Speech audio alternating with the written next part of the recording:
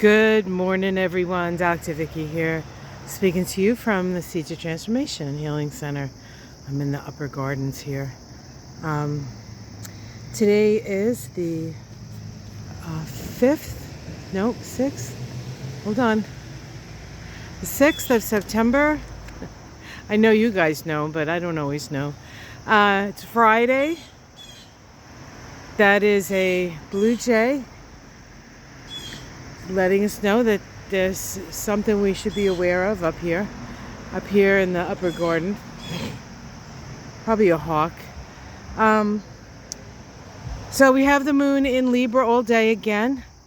The moon does shift into Scorpio tomorrow, but and so the same themes apply as yesterday: diplomacy, consensus, listening.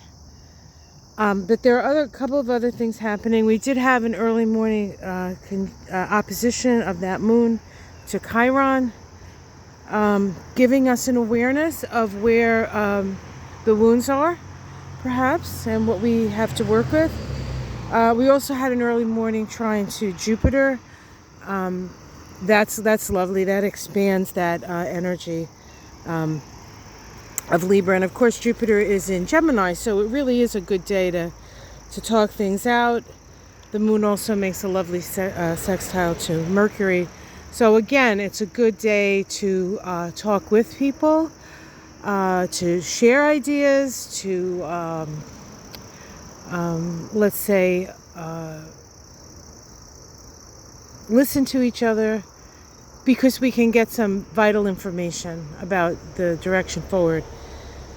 Where there is an issue is with the Sun and Pluto today. The Sun and Pluto are at a point in their yearly cycle. It's considered an evolutionary gateway, and astrologically it's Sun sesquiquadrate Pluto. Now, sesquiquadrates are aspects in which we come to a place where something changes.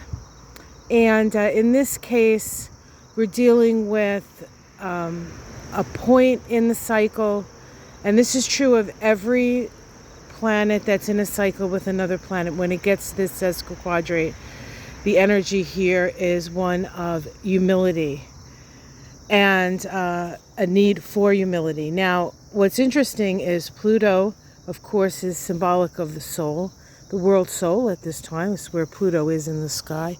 And the Sun is the ego. And according to Jeff Green, this is the point in the cycle where you're at the top of the pyramid and suddenly the pyramid flips over and now you're at the bottom of you're on the ground and the pyramid is inverted and poking you in the gut. Which is not real, which sounds pretty uncomfortable actually. But what it symbolizes is the death of egomania. Right? This is when when the Sun or any planet is at the top of its game. I'm the greatest. Look at me. And now there's a reversal of fortunes, as it were. And so this reversal of fortunes isn't the end for somebody. It's part of the process. And so honestly, the soul knows better than the ego. And this is a point where the soul says, hey, ego, you think you know where you're going? You think you know what you need? You think you know what you got? You think you know that you're the best thing ever? Well, soul has you have a little more learning to do. And this is where we pick ourselves up and say, okay, if you have a healthy sense of self and a healthy relationship, and your ego is a healthy one as opposed to an unhealthy ego that will react to this in a more sort of childish way, you'll pick yourself up and you'll say, okay, well then where do I have to make improvements? What needs to change? How do I have to maybe change my message? How do I have to think differently about this situation?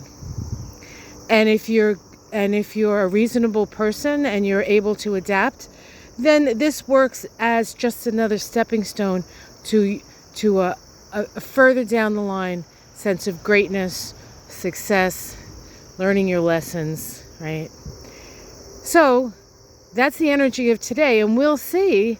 We may see, and this can be a time when a leader falls. Somebody who is at the top of the game comes down, and whether they come back up or not will largely depend on how well how mature they are, how well they deal with setbacks.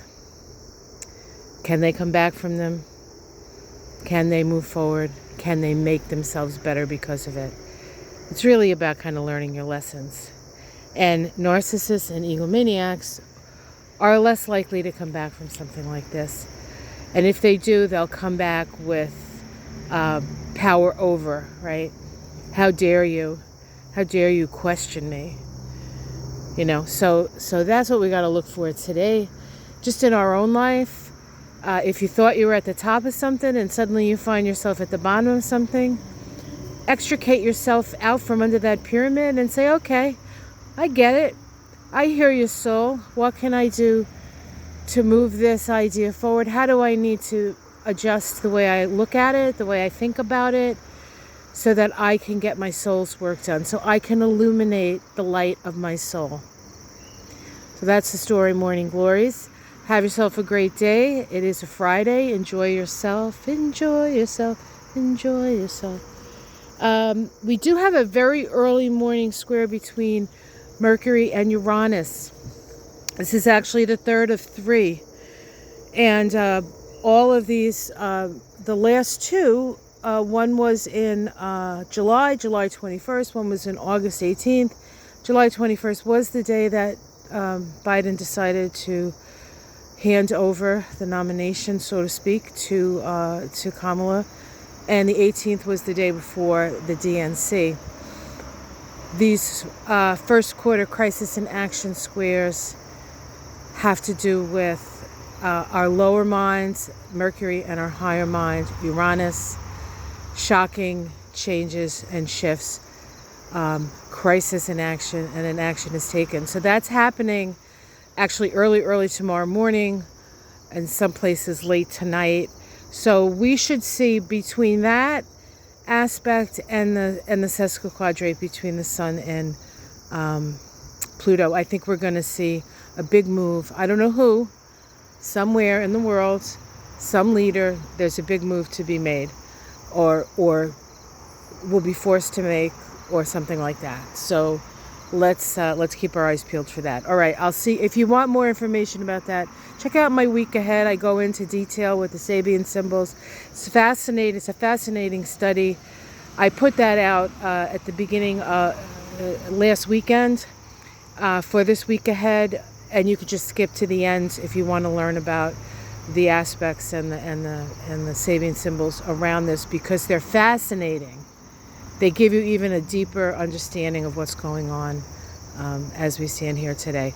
All right, take care, everyone. Much love. There are still seats available for the introduction to the Kabbalah class, although it will be closing soon. I am going to limit it, and I think there's one more seat available. So if you want to do it now, you can.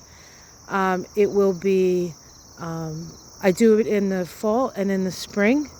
And next spring, I will be raising the price, not too much. I tend not to do that, but I won't. It's going to be just a little bit more expensive next spring, but not crazy. So if you want to wait till next spring, I understand. Otherwise, I'll see you on the 19th.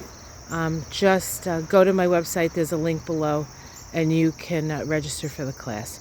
Much love, and for those of you who have registered, I will be sending out an email probably either later today or tomorrow, with some instructions and just a welcome.